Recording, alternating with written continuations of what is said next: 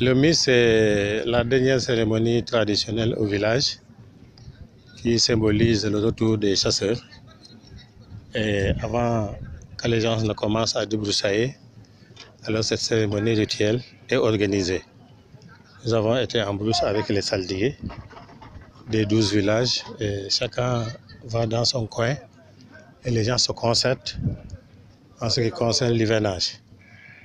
Ils voient un hivernage pluvieux, beaucoup de récoltes, beaucoup de paix. Ils ont également prié pour, comme ils l'avaient fait l'année passée, pour des élections paisibles.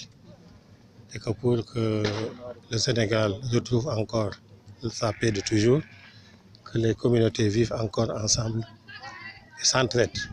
Ils ont beaucoup insisté sur le mot entraide, parce que le Sénégal de demain, le Sénégal d'hier, est basé sur l'entraide, sur l'amitié entre les différents peuples, les différentes ethnies. Oui, en réalité, les jeunes sont ceux qui vont à la chasse pour suivre le gibier.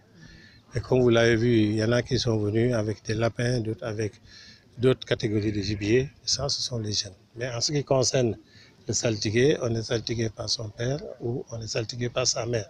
Ça, c'est la tradition. Chez nous, dans chaque maison, dans chaque quartier, il y a quelqu'un qui tient la tradition. Si c'est le saltigué, effectivement, il est par son père ou par sa mère.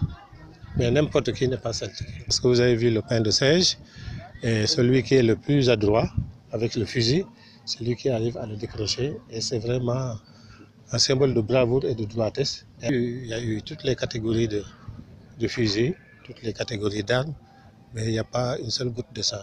Et ça aussi, ça fait quelque chose de grandiose parce que de tout temps, là, ce fromage-là, c'était le suzerain du Boussine qu'on appelait Madjoïd.